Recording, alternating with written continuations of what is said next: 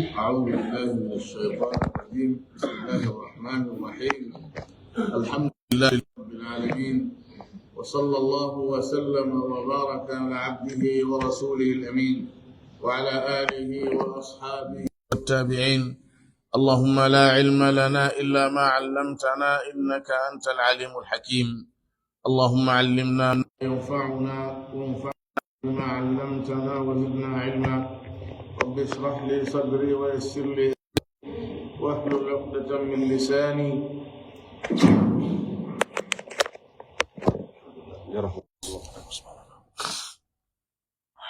رب اشرح لي صدري ويسر لي أمري واحلل عقدة من لساني يفقه قولي. اللهم اجعل القرآن العظيم ربيع قلوبنا ونور صدورنا وجلاء أحزاننا وذهاب همومنا وغمومنا وسائقنا وقائدنا إلى رضوانك وإلى جناتك جنات الخلود. اللهم إنا نسألك أن تجعل علمنا حجة لنا لا علينا، ونسألك اللهم أن ترزقنا الإخلاص في القول والعمل. أن يتي الله سبحانه وتعالى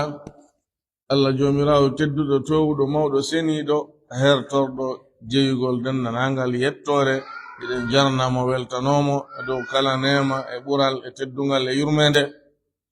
Idan seedo ko kanko tun Allah woni ko hana rewede ka gonga. Idan seedo Muhammad sallallahu alaihi wasallam ko jiyaado Allah nulaado makko en ko Allah juulo e mabbe, yo Allah juulo e bengure mabbe ne fow e sahaba e mabbe ben fow. Yo Allah juulo kala witirdo baawo mabbe yentini sunna mabbe on jokki batteji mabbe din ila yawmiddin. Allahumma amin. مسيبتد بدأ جوكتو درس من كتفسير سورة يونس. الله سبحانه وتعالى هنا سوغنا نقول شرطة وال يوغا خباروجي مفتاجي في ينودي ونيوغي كوهيوي كون همو فنسي تادو سيدا خباروجي موسى عليه السلام كو في اندينو ايم بمكو بن كروني فرعون اجمع مودو. Allah subhanahu wa ta'ala nuli Musa e Fir'auna e yimɓe muɗum ɓen o nulirimo gonga wotindingol mo o jonnimo aya mo jon haqqil wawata yeddude mande ko tindinta gongugol annabako makko ko ɗum woni tuggordu ndun e ko wona ndun ɗon kono ko ndun ɗon ɓurno feñude e mandeji makko ɗin. Firawna e jama muɗum on haldi fotti ɗum ɗo ko mbilewu ni, ko ɗaynede ni, ko mbilɗede ni. ɓe wi ɓe dartoray ɗum mbileyagal sifa muɗum. ɓe darti ɓe waɗi ko ɓe wawi kon fof feeñi sendodirangal, feeñi wondema ko ɓe addi kon ko mbileyagal Musa alayhi salam, ko addi kon ko mu'jiza, ko aya, ko mande immorde ka Allah subhanahu wa ta'ala ko tindini gongugol mo e nulal makko ngal. ɓay ɗum woni Firawna kambi o hulɓini, o lorri, o juuju baranni, o lettimo o wawi hendade, o hulɓini luttuɓen o raɗi. Musa alayhi salam ɓay yehi ha o taƴike gomɗingol on neɗɗo ɗon e ɓen wonɓe mo e wallitade e on mere e tooñe e fenande ɗon. O tori Allah yo ñaawo hakkunde maɓɓe. Annabaɓen yahay ha e sa'i ɓe tawa ko haa ɗo. Nuh alayhi salam nde yawno ha o tawi ko haa ɗo feƴƴode ɗum ala, o jortaki hande kadi moƴƴere e jama on. O wino rabbi la tadar ala al ardi min alkafirina dayyara innaka in tadarhum yudillu ibadaka wala yalidu illa fajiran kaffara. O wi Allah wata accu e ɓe heferaɓe ɗo hay e galle gote maɓɓe e hore lendi, ko ɗoni halku fof itta. O wi ɓeɗo sa acci ɓe moƴƴa, ɓe moƴƴinta, ɓe heɓata ko moƴƴi. O wi ɓeɗo jiidota ko hande kadi si wona bomɓe, si wona heferaɓe. O tori Allah e hoore maɓɓe. Allah jaabini, lettiɓe, ittiɓe e hore lendi. Ko non wonno aada ɓurɓe hewude ɓen e maɓɓe no jeeya e ɓen Musa alayhi salam. ɓay hewti nokku goo, Musa torino Allah e hoore Fir'auna e yimɓe muɗum ɓen. ko ɗo woni ko lutondiri alhaali annabaɓe feƴƴuɓɓen e nulaaɗo meɗen sallallahu alayhi wa sallam. Muñal ngal nulaaɗo okkangal e yurmene nde okkanden goɗɗo ɓadaki mo e ɗum mo woni feerejo e muɗum. hay addanede aya sifa ko Quraysh landotono kon tigi malaika ɓen Allah imminede ɓe wiyete Muhammad si o yiɗi mi waɗanaymo ko Quraysh landi kon kono si ɓe gomɗinali ɓe fof mi rewneɓe kaɓen landinoɓe sifa ɗum sali gomɗinde rewnano ɗon ngaɗo maka Allah accu ɗon gerda e maɓɓe doy ha ɓe jaɓa saɗa ko malaika ɓen araynoɓe Muhammad si a yiɗi Allah waɗa ɓe ɗum ɗo ngaɗo maka waye si ɓe jaɓali ɓe jorti yo iw e kecci maɓɓe rewoɓe Allah wotindina Allah ngaɗo kañum jaɓali few. Musa alayhi salam o wi'i ko Allah fillani en ɗo wa qala Musa wi'i rabbana jomi amen ko an yo Allah jeyɗo lan jeyde tagore ɗo fof innaka tabitino an atayta a jonni a okki fir'auna ɗubandir wiyetendo fir'auna wa mala'ahu e jama muɗum on zinatan cuɗari wa amwalan e jawle fil hayati dunya ka gurnan aduna ɗo Allah no andi ɗum ɗo jarano yani Musa wolgal ɗum ɗo humpitugol Allah ko Allah waɗi Allah hay ko goɗɗo go waɗi kon himo andi kala ko waɗa Allah kañum no andi kono ɗo ko daɗɗugol torare makko nden hollugol no ɓeɓe won torade hoore muɗum ɗo hino handi e ko woni torade kon sabu hiɓe waɗana nemaji ganiɗi ɓe yeddi to jeeya e ɗin Allah a okkiɓe jawle a okkiɓe cuɗari ko wiya ɗo cuɗari no naati e jawle ɗen fof ko jawle cuuɗi maɓɓe cunci maɓɓe duncitorɗi maɓɓe alaji maɓɓe ɗum fof woni cuɗari ndin jawle ɗen koko hedditi kon nemoraɗi e jawdi espèce tawi hiɓe marno e ko nantata e muɗum ko wigol Allah a okkiɓe sabu fowtere nden fof e newen nden ka gurnan aduna a newinaniɓe gurnan ɗan a yanyaniɓe a waɗaliɓe wasuɗuɓe a waɗaliɓe ɓittiɓe a waɗiɓe ɓuttimɓe fowtiɓe yaajiraɓe rabbana jomi amen liyudillu an sabilika fiyoɓe majju e laawol maɗa ngol o laamu ɗo wona laamu sababiya ko ɗo wiyete laamul aqiba laamu battane Allah waɗirali ɗum ɗo fiyoɓe majju kono Allah waɗi ɗum battane ɗum on woni fiyoɓe majjir sabu ɗum Allah wi faltaqatahu alu fir'auna liyakuna lahum aduwan wa hazana yarli ɓengure fir'auna e ɓengu muɗum ko hoccirno Musa alayhi salam ka ndiyan ka basagahum kumo tumbano e mum yalli ko ɓe hoccirnomo ko fiyo wonan ɓe gaño fiyo wonan ɓe suno e ande na ɗum kamɓe ɓe wolno asa an yanfa'ana aw nattakhidahu walada kamɓe kon ɗo ɓe fandino ƴetten mo tun ne en mo dankoɗen mo no gasa o nafa en ma jogoɗen mo tode ɓiɗɗo kono Allah wi ɓe ƴetti o battane makko on yo wonoyi e hoore maɓɓe suno o wono e hoore maɓɓe gaño ko sifa on laamu ɗon ni ko wiyete laamul aqiba himo wi'e laamu sayrura ay laamu e hollayɗo ko hunde wonti kon ay nde wayli nde wontoye goɗɗum ngo on laamu ɗon tindina ɗum konko wontoye ɗon ko battane hunden non ko ɗum waɗi simo selli ko wi'e laamul aqiba no sella ko wi'e laamu sayrura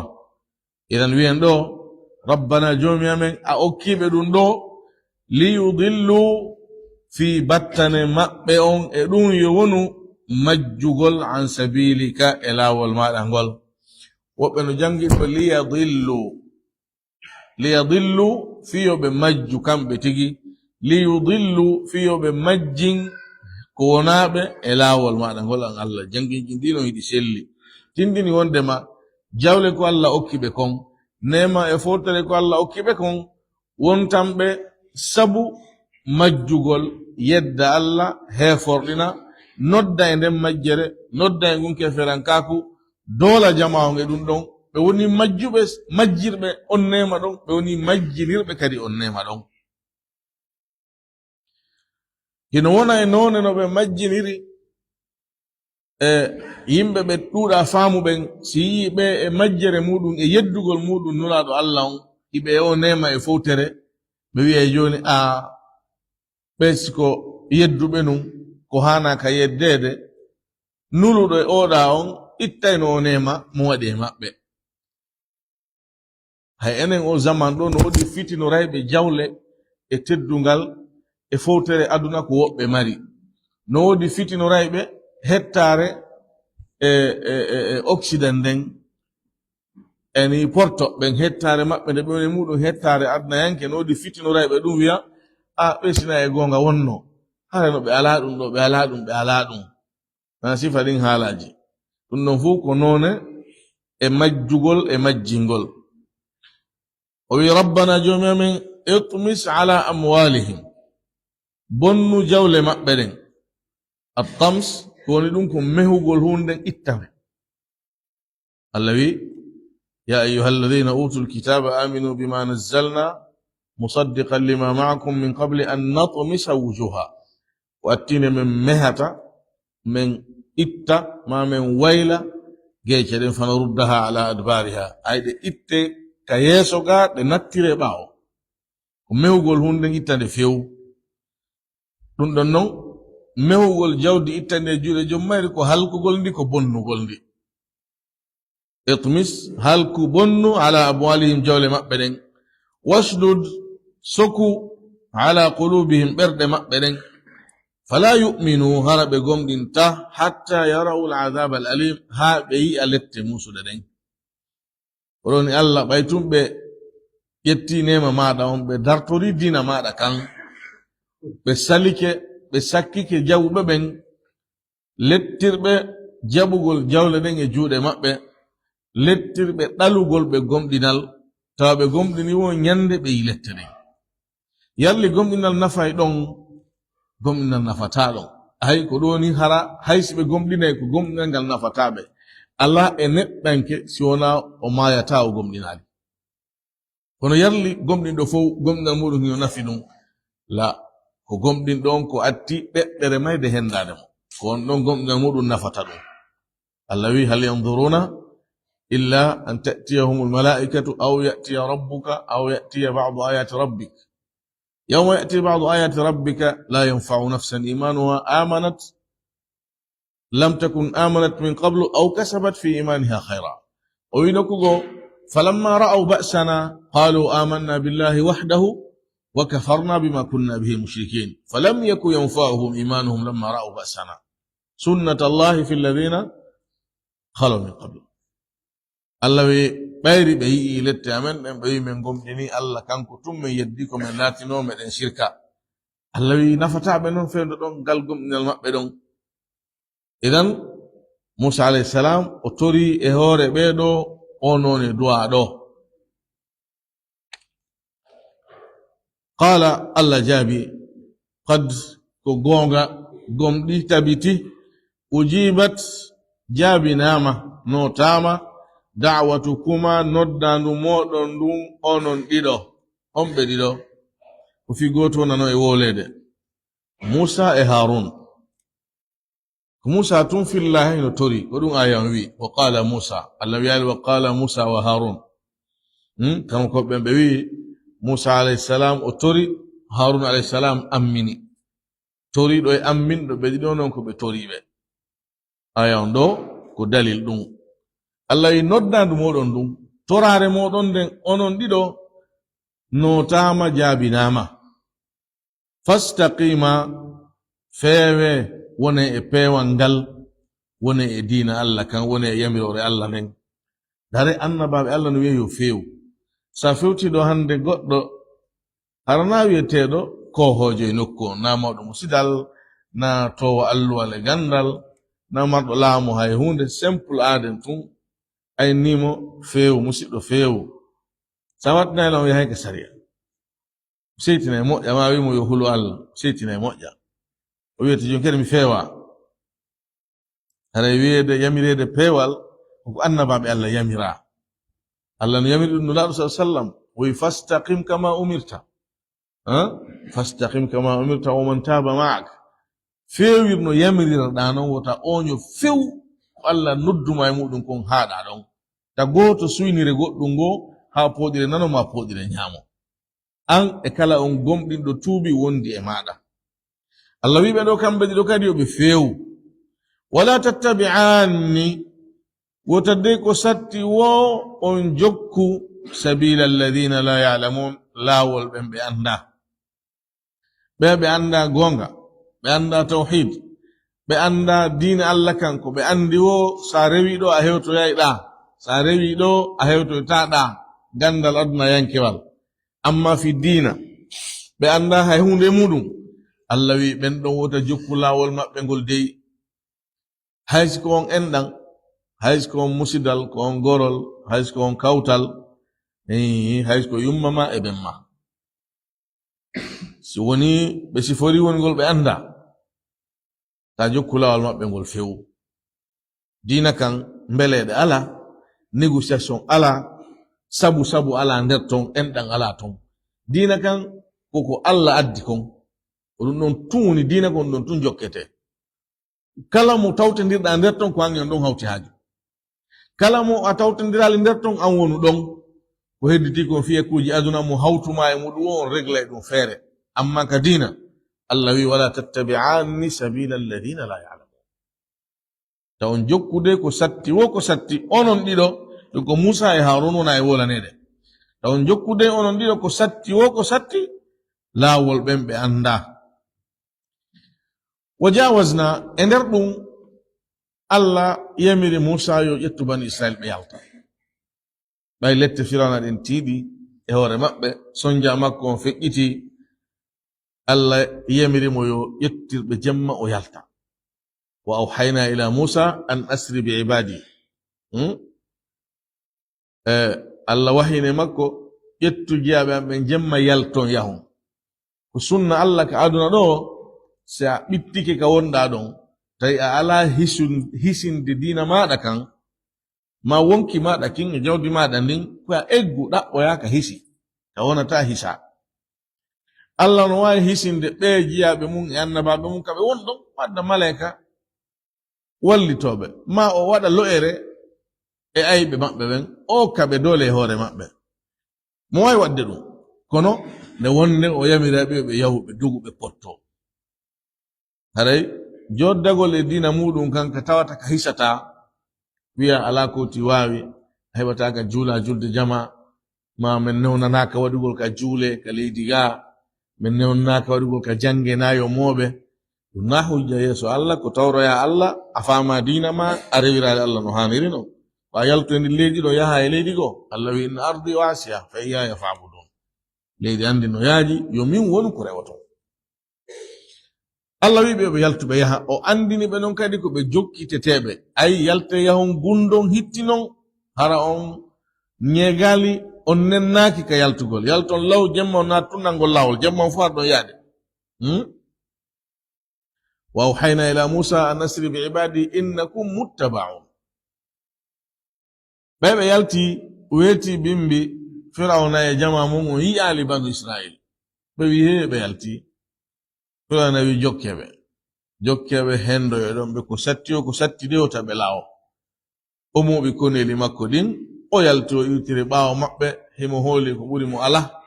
dundaranke yagal e toñe e jaggitere na ɗum neɗɗo mo lutondirɗa woni ha dogima pottike ma moƴi o qirriƙe a wawimo yoni ko tertoramo ɗum kono malkisaɗo yonatamo ma tun o doga ɓawo halakuye makko on o ɗaɓɓitoyamo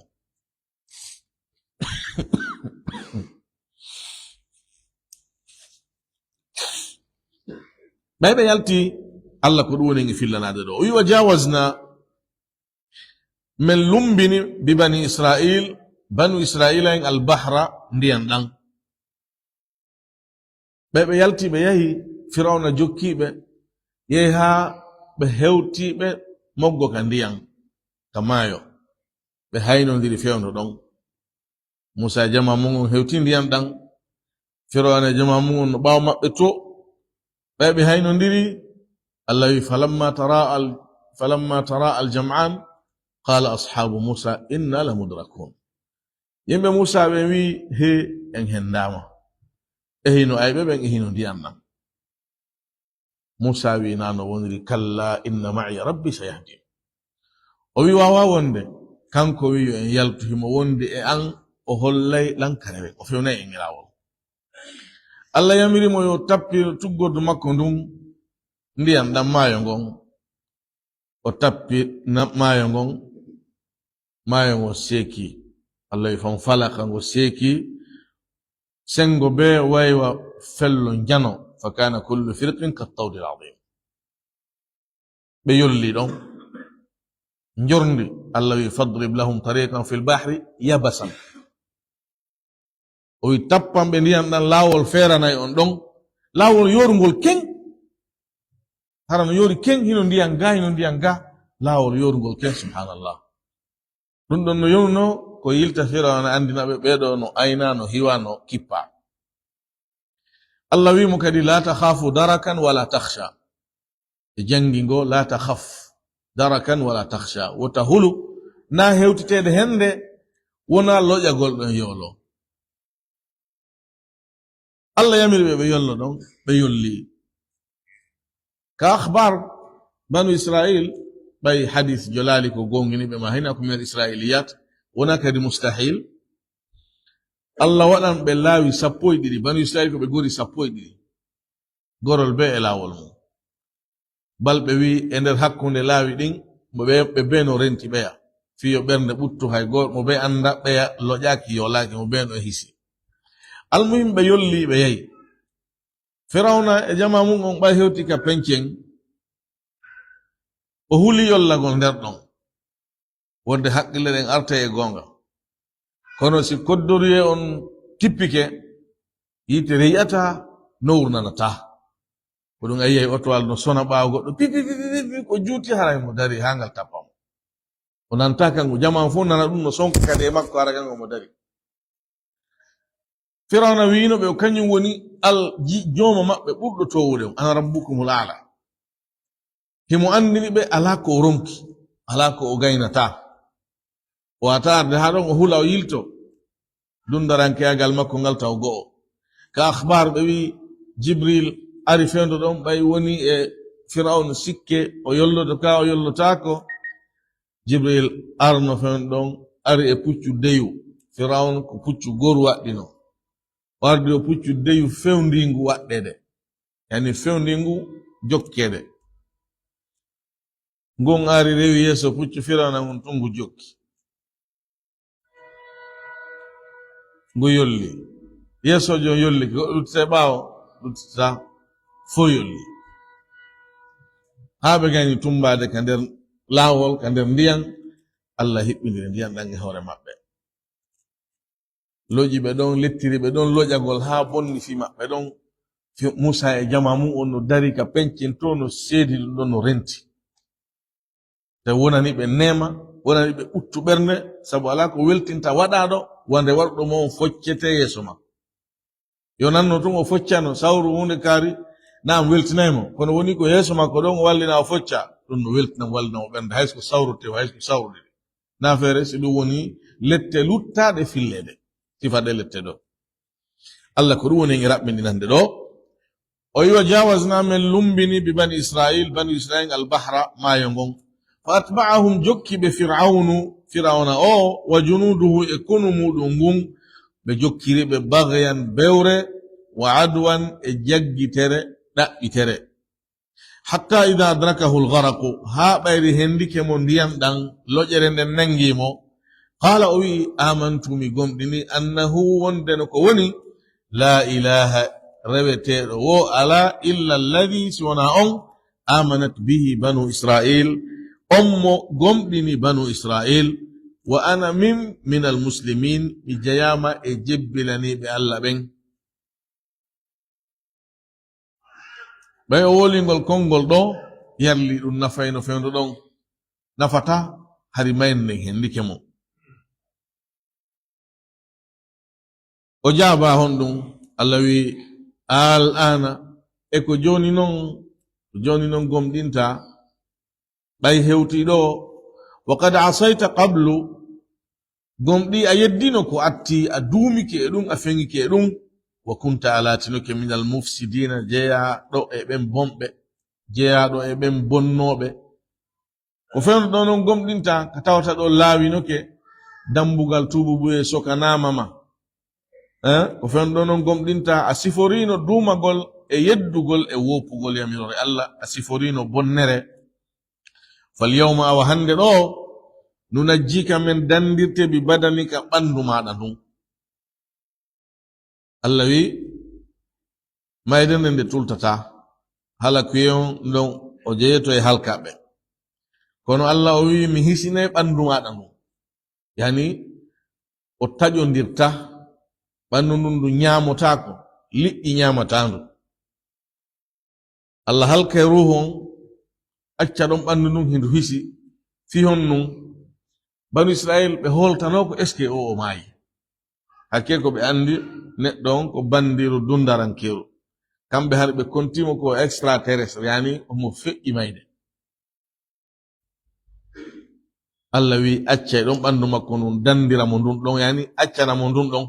fi honnun o wi litakuna fiya alatanu liman khalfaka wonande on wondo bawo ma ay kala artudo bawo mada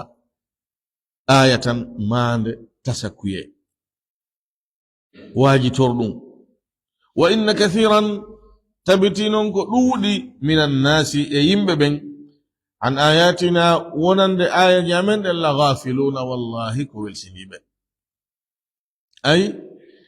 nemmande don e accede buyna fitorta buy wona welsindibe e mudum taskorta waji torta finu bandirdon lanni don banu Israelen fi mun sogga seda Allah wi walaqad bawwa'na ko gonga wallahi men honnuno banu Israila en mubawwa sidqin hodande gonga ay hodande moƴƴere hodande labande nden hodande ko Baitul Maqdis e territoire leydi ko woni sera mudum kon ka Allah wino be do yobe yahu udkhulul ardal muqaddasata allati kataba Allahu lakum konnuku Allah wi ko gonga o hodinno be hodunde gonga ay o jeyini be nokku on way nokku on ko kambe jeyi kono taban ko stawi be woni jiyabe Allah be woni doftibe Allah stawi na dum haray ko jiyabe Allah doftibe Allah ben jeyi nokku on warazaqnahum min arsikibe min at-tayyibati e nyameteji laabudi ka sharia Allah dagidi nyameteji di wonki yidi muyete nyameteji wondudi e cellal wonande bandu neddanke on ndo fono nati ka sifa goldi do tayyibat ko doni men okkuno be teddungal men towni fi mabbe famakhtalafu be lutondirali be woni e hunde wotere hatta ja'ahumul ilm hagan nangal ari gila ka tawrata on arnobe andi tawrata on ko bawo dum don aribe bawo be wanondirde firaun be inna be yahu Baitul Maqdis ko ender on dumunde don tawrata on aribe on say don gandal aribe tigi tigi ko bawo dum don non be sendondiri hebi jabube hebo saltibe wonde wado be nafiki yagal je jabi hande jaba jango no jabi dum do jaba dum da ko fendo on say lutondiral ari hakkunde mabbe Allah wi be lutondirali ha gannangal ari be inna rabbaka tabtinu jumi mada yaqdi bainahum on yawai hakkunde mabbe yawmal qiyamati nyalande dangal fima kanu fihi e konko be latino e mudum yakhtalifuna hibe lutondira ko be lutondiri kon e mudum wobbe jabi wobbe sali Allah nyaawo yedum hakkunde mabbe o jonnita jon gonga en gonga mudum o teddinabe o jonnita jon fenande mudum o jasinabe fa in kunta siwoni alatike do yottenden no fewtinanu la do sallallahu alaihi wasallam ko dum do nafi mabbe tigi na la tanoki sifi tordo ko aya woni woldo do kon dum ko wonande kala sikkitido fa in kunta siwoni alatike fi shakkin hida e sikke mimma anzalna ilayka e konko men tippini e mada salati ke hida sikkiti ɗum yarli ɗum ko gonga yalli o sharia o alquran ngu annabako sallallahu alaihi wasallam yalli ɗum ko gonga salati ke hida sikkiti ɗum o wi fas'al alladhina lando ben yaqra'una behino janga alkitaba deftere min qablika ko attima yahuda nasara stayda sikkiti annabako maɗa on sharia maɗa on alqur'ana on dina maɗa kan sida sikkiti ɗum est ce que ko gonga yewlandoɗa ɓen okkaɓe deftere ko attima yahuda nasara si ɓe ar wolugol gonga ɓe yettoma ko gonga jogiɗa ɓe latino hiɓe habbima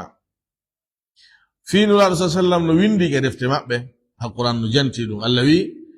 alladina yattabi'una arrasula annabiya al ummiya alladhi yajidunahu maktuban indahum fi ltawrati wal injil fi makko no windi ka defte maɓɓe ka tawratu o ka injil o heɓe andi sifaji makko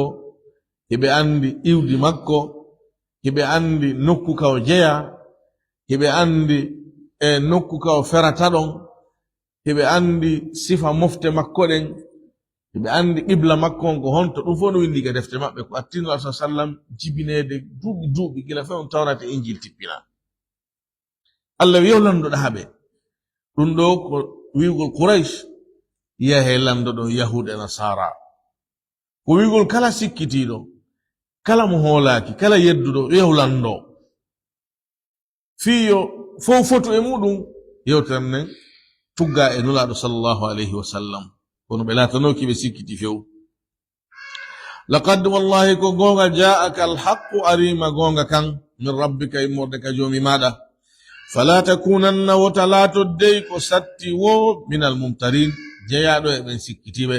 sabu sikkitagol dina kan ko gonga kana gonga ɗum ko keferan kan ko satti o ko satti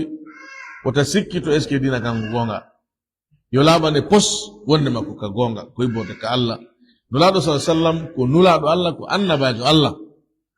yo laɓane wondema dargal no tabiti malaika no woodi arkanul iman ko hana gomɗinede kon gonga no woodi yo laɓane wondema koddoriye no woodi sa sikkitike gotele ɗi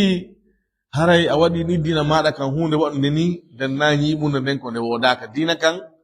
ko wiyete kon lasli makka on wonata no woodi ma ala koyno woodi ma ɗum ala hande kanga lutti dewal ngal addi dewal ngal ɗon hino wodanma ngal ɗa waɗali ngal ɗon ala ɗum kañum no sendito kono gomɗinal ngal tigi tigi ta jazzu ala nder ton koyma ko a gomɗiɗɗo ma wona a gomɗiɗɗo ko ɗum allah wi fala takunanna ko satti wo ko satti wota dey a laato jeyaɗo e ɓen sikkitiɓe wala takunanna wota laato dey kadi ko satti wo min alladhina jeyaɗo e ɓen kaddabu bi ayatina fennuɓe ayaji amen bi ayatillahi fennuɓe ayaji allah ɗen fatakuna ha laatoɗa min alkhasirina jeyede e ɓen perduɓe piji ɗiɗi no haɗa ɗo wota sikkito wota fennu yalto e fennugol ngol yalta e sikkitagol wona e fellutuɗo yanana inna alladhina tabitino ɓen haqqat alayhim ɓe gongi e hoore muɗum ɓe tabiti e hoore muɗum kalimatu rabbika kongol jomi maɗa ngol woɓe jangi ɗo kalimatu rabbika konguɗi jomi maɗa ɗin la yu'minuna ɓe gomɗinta ɓen ɓe tabiti ka gandal allah ka koddori e makko wonde makko e keferan kako ɓe mayata allah wi ɓen ɗon ko eta wo ko eta rewrangal wo gerdangal wo fallirangal wo ɓen ɗon ɓe gomɗinta nona woniri o allah wi walaw ja'atuhum hay ariɓe kullu ayatin kala mande hay ariɓe kala mande ko ɓe landi e ko ɓe landaki fo hara ɓe addana dalil mande allah wi si tun woni no tabiti ka gandal allah ka koddure allah ɓen ɗon ɓe wawata heɓude gomɗinal ɓe wonata gomɗinɓe hatta yarawu al'adab al'alim ha ɓe hi'a lette musuɗe ɗen ay ko ɗum woni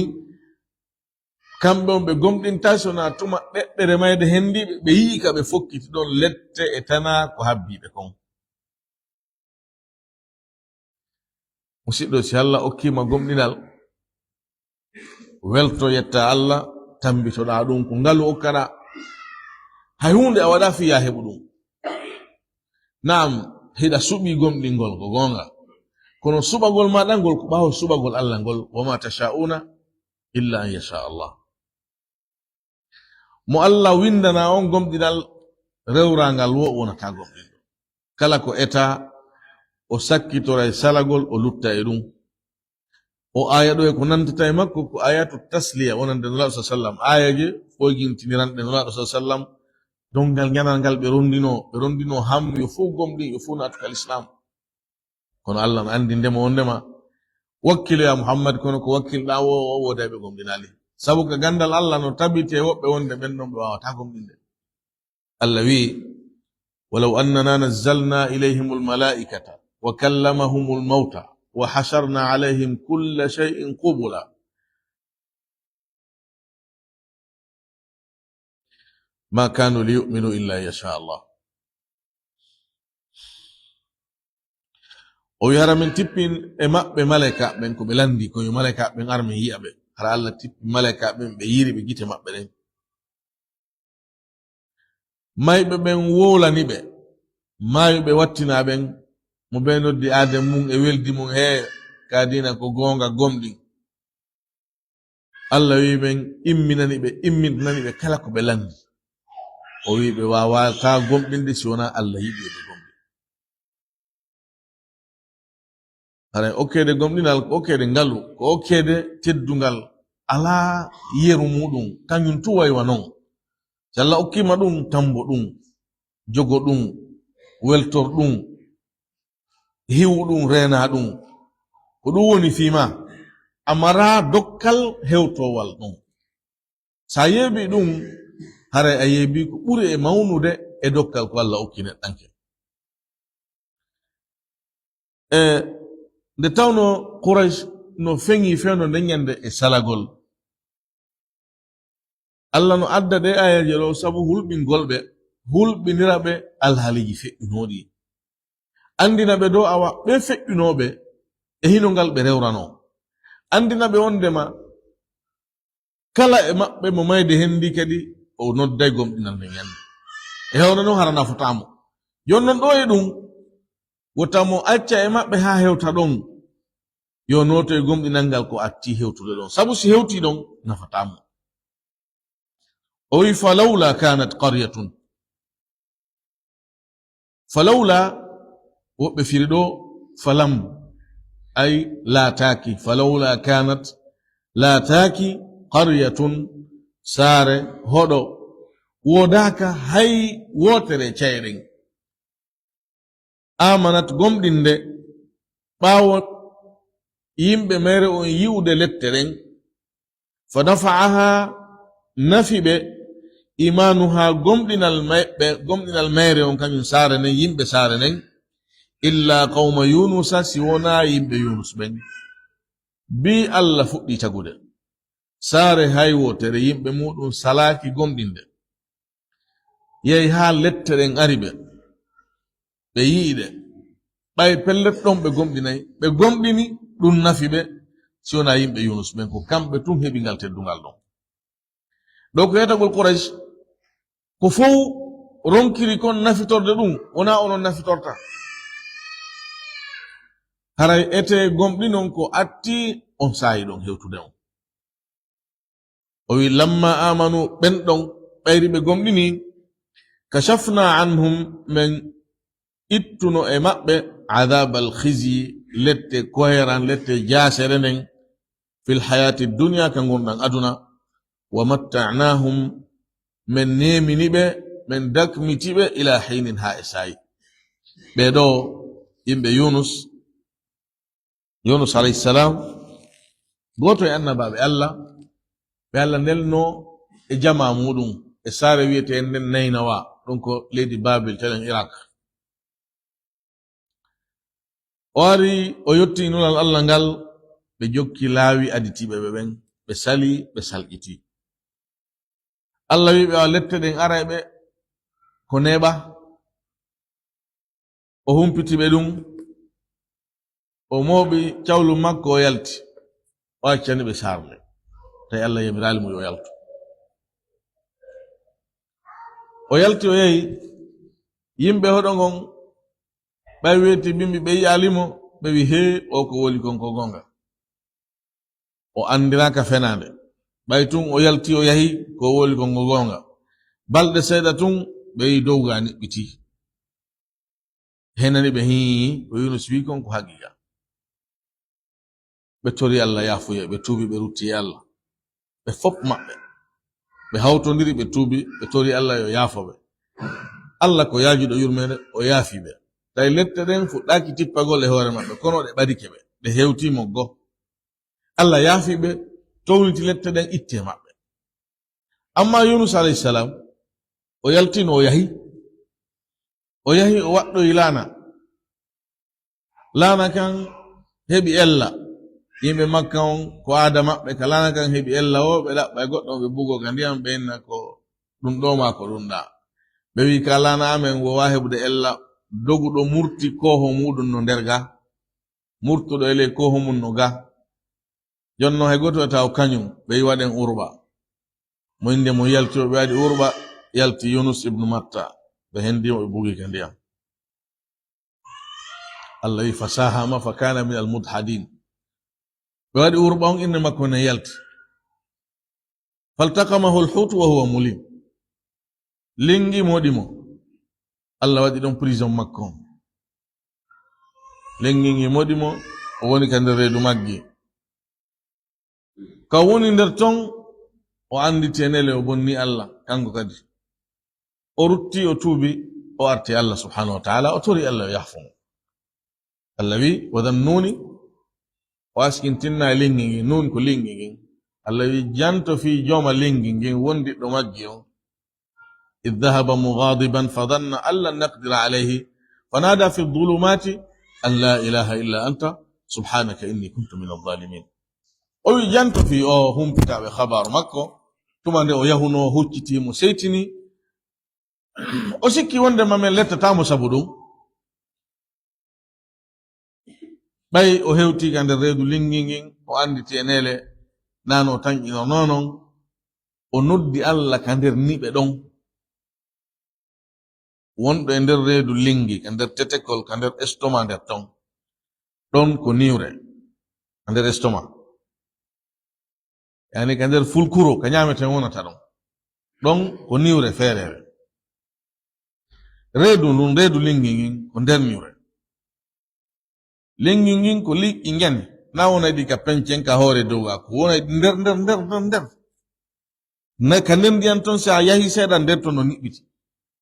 woni niɓe jelu woni tati ɗon on wiyen hara ko ñalorma waɗirno tawi kanko jemma ara woni nayi niwre jemma on kadi no watti ɗon ka nder ɗon ka woni ɗon o noddi ɗon Allah subhanahu wa ta'ala o noddi ɗon Allah subhanahu wa ta'ala o nani Allah subhanahu wa ta'ala on ko nanowo si woni on wonɗo nder ɗon noddi Allah o nani o notikemo o ittanimo annenen an wonɗo ka hawre leydi ɗo kono welsi nantoɗa e bakkatuji ma ronka tubugo rutto e Allah nare aya on Allah wi fastajabna lahu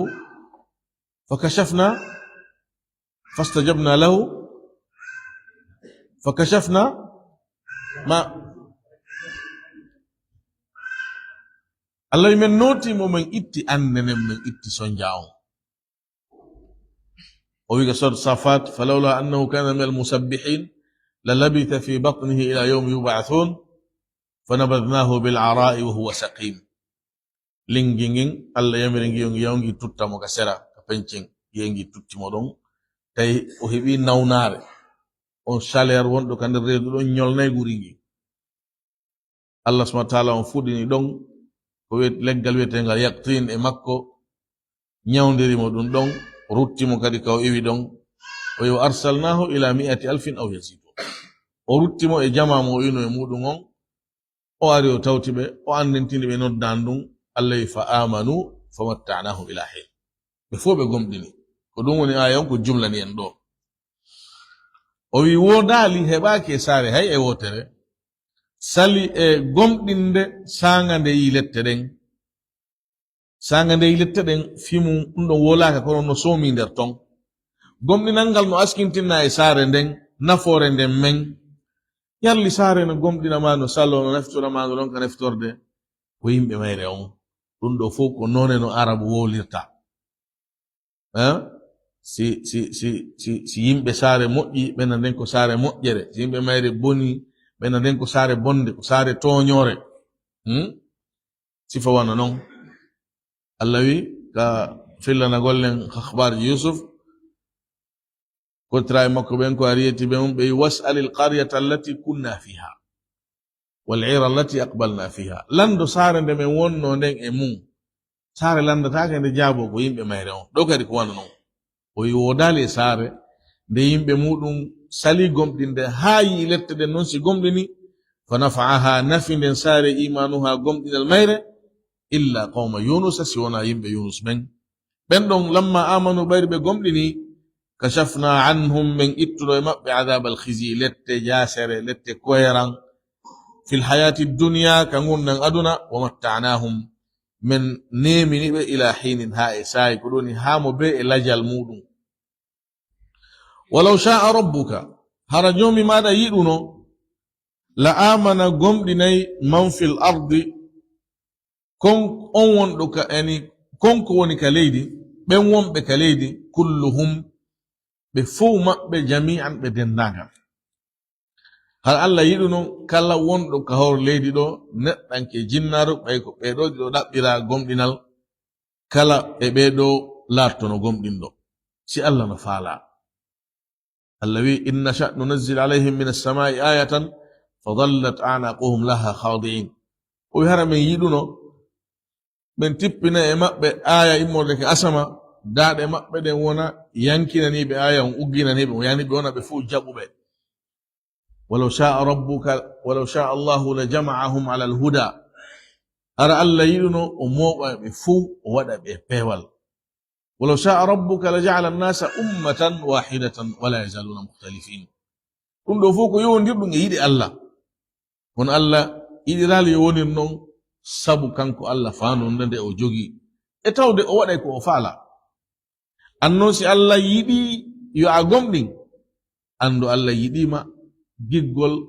ɓurgol e towde ngol o yiɗata jiyaɗo makko ko ɓuri ɗum wo ko waɗugol ma nun annabajo. Ara jaɓugal gomɗinal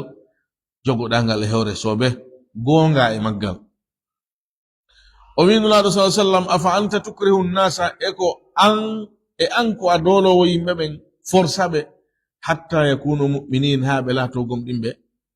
Hara hiɗa wawi ɗum a wawata ko wigol waɗu hoore ma doy noddira jama on ñeñal e muñal. Mo gomɗini ko Allah windannomo, mo gomɗinali ko Allah windono o gomɗinta. A wawata fewnude hay goto laysa alayka hudahum. Pewal maɓɓe ɗum nayi jungo ma woni. Innaka la tahdi man ahbabta. A wawata fewnude on mo yiɗuɗa. Pewal ngal ko juuɗe Allah tu woni. Ko ɗum Allah wi soto An'am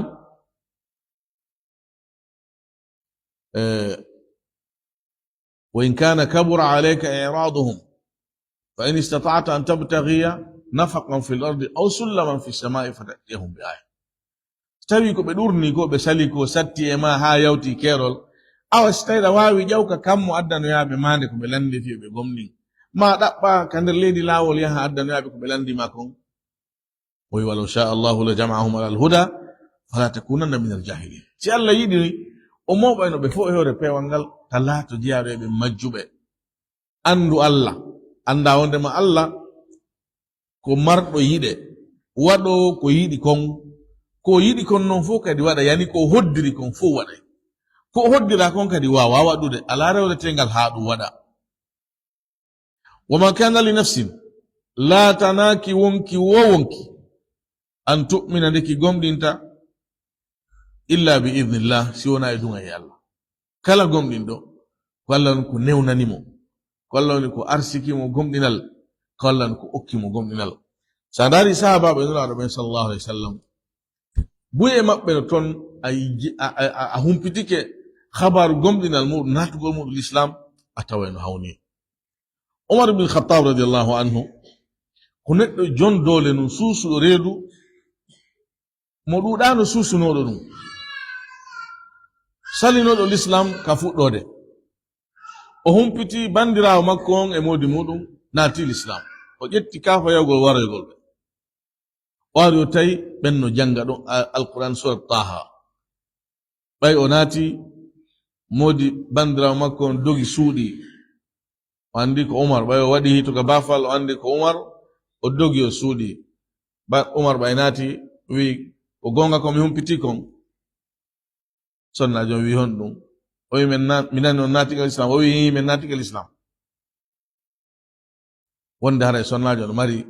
batte e bandira mum o battine umar be nyaado ndiri seda bernde den hoyi arnodo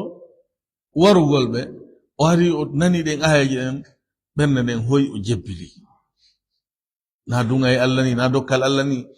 o ko gomdina dabbuto o ko darugol fiyo yi u gonga adduno dum o na dum adduno dum dum no duudi e khabaruji sahaba ben radiyallahu anhum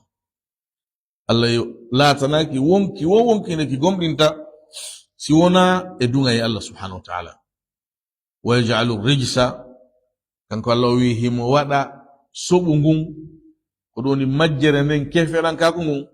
ala alladhina la yaqilun e hore bembe haqqilta tindini wonde ma kala gollite do haqqile mudum den dabbiti gonga kan dabbiti fiyo yi'u fiyo faamu Allah subhanahu wa ta'ala o hollay mo pewangal o newnana mo kadi jabugol amma no salido dabbutugol on ma dabbitirdo fiyo jalkitu fiyo yeddu ben kad no wodi ben don Allah o wi o waday e mabbe sobu ngun sobu o keferan ka kun sabu ala sobe ha hewti keferan ka o waday e mabbe keferan ka ngun majjere den o dalabe gomdinal haybe yahi habe yi gonga kan ben hi be warta don kon non be jokkinta don ko be faalawo be rewra don be majjira don Notre Allah subhanahu wa ta'ala yo fami ngi dina meden kan famu selludo o ni nana ngol tigol to Allah yo to ko fi gomdinal o tagiren yalla nyinnu gomdinal meden gal yo wurno ngi hawre mudum o okkaen labbinangol mo e mudum o jabanaen o yafano en dendanangal faljereji meden o wada en natobe aljanna enen e mawbe meden e dendanangal karamkobe meden وقال موسى وي ربنا جوميا من إنك تبتين أن آتيت أجني فرعون وملأه إجمع مدون زينة شدار وأموالا جولة في الحياة الدنيا كنغنن أدنى دو ربنا جوميا من ليضلوا فيه بمج عن سبيلك إلى والمال نقول ربنا جوميا من اطمس بنوا على أموالهم جولة مقبل واشدد على قلوبهم سكا برد مقبل فلا يؤمنوا هربكم انت حتى يروا العذاب الأليم هابي الاتموس لدين قال الله جابي قد أجيبت دعوتكما قمدي نوتا مندان مودن فاستقيما فيوي ولا تتبعاني وتنجبك كستيو سبيل الذين لا يعلمون لا ولبن بأنه وجاوزنا من لنبن ببني إسرائيل بنو إسرائيل البحر ما ينغن فأتبعهم جكي فرعون أو وجنوده يكونوا مكون بغيا يهور بور وعدوا ججتر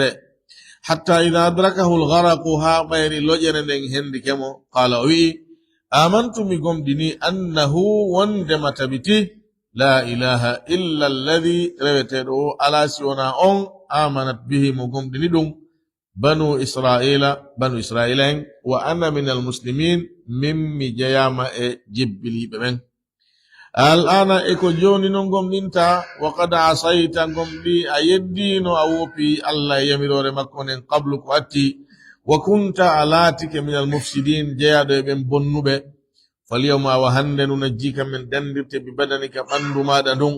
لتكون في علات لمن خلفك wonande on wondo bawo ma ayatan mande tasakuye wa inna kathiran tabtinu ko duudi minan nasi e yimbe ben an ayatina gay aya yamen del la ghafiluna ko wel sidibe walaqad bawwa'na ko gonga wallahi min honni no bani israil mubawwa sidqin hodunde gonga wa razaqnahum min arsiki min at-tayyibati imurde laabudi fama ikhtalafu بيدون درالي حتى جاءهم العلم ها أري بجننجل إن ربك تبتين جو ماذا يقضي ونياوي بينهم حق نمبه يوم القيامة يلان درنجل فيما كانوا فيه wonande konko ɓe laatino e muɗum yahtalifuna hiɓe lutondira fa in kunta si woni a laatike fi shakkin hiɗa e sikkitare mimma anzalna ilayka wonande konko men tippini e maɗa fas'al lando alladhina ɓen yaqra'una ɓe no janga alkitaba deftere nden min qablika ko attima laqad ja'aka alhaqqu gomɓi arima gonga kam min rabbika immorde ka joomi maɗa fala takunanna wotadey alato ko satti wo min almumtarin jeyaɗo e ɓen sikkitiɓe wala takunanna wotalato ko satti wo min alladhina jeyaɗo e ɓen kaddabu fennuɓe bi ayatillahi ayaji allah ɗen fatakuna halatoɗa min alkhasirina jeyaɗo e ɓen perduɓe inna alladhina tabitino ɓen haqqat alayhim ɓe tabiti ɓe gongi e hoore muɗum kalimatu rabbika kongol joomi maɗa ngol la yu'minuna ɓe gomɗinta ولو جاءتهم هيئري بكل آية كلمان حتى يروا العذاب الأليم هذه الاتموس لديهم فلولا كانت لا تاكي قرية سار هيئ وتر آمنت قمدن باون يود لتدين فنفعها نفي سار إيمانها قمدن الميل إلا قوم يونس سيوناين بيونس بن لما آمنوا بقمدني كشفنا عنهم من اتنو اما بعذاب الخزي لتكوهرا في الحياة الدنيا كمنا غدنا ومتعناهم من نيمن إلى حين هاء ساي ولو شاء ربك هرجوا مما دايدو لآمن قم دني من في الأرض كلا وندك ليدي كلهم بفوء ما بجميعا بدن دانغل أفأنت تكره الناس e an ko a dolowo yimɓe ɓen hatta yakunu mu'minin ha ɓe laato gomɗinɓe wama kana li nafsin latanaki wonki wo wonki an tu'mina ndeki gomɗinta illa bi idnillah si wona e dunga e allah wa yaj'alu rijsa kanko allah himo waɗa suɓu ngun o waɗa suɓu ngun keferankaku ngun majjere nden ala alladhina la yaqilun e hoore ɓen ɓe haqqilta والله أعلم وصلى الله على نبينا محمد وآله وصحبه وسلم والحمد لله رب العالمين هاي أنتنا دو ويقول دو عندما stay kan konulaɗo ko dolo wo yimɓe ɓe fiyoɓe gomɗin dallinorgol ɗo wonde neɗɗo nayo forcé fi pewal ɗum ko faljere haray ayon na ɗum woni ko fandi ayon ko fandi wondema a wawata forcegol ɓernde neɗɗo hande jama amma non ka kena ya force neɗɗon ha o waɗa masalan ɓiɗɗo ma ya force mo fi julde e fi jangugol ha o waɗa ɗum no waɗɗima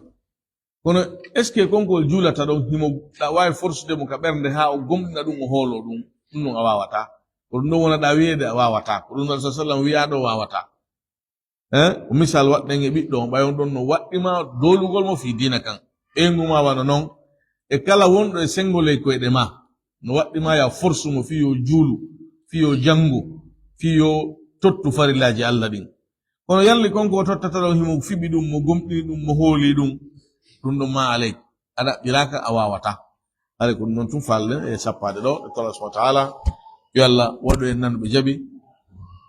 walhamdulillahi rabbil alamin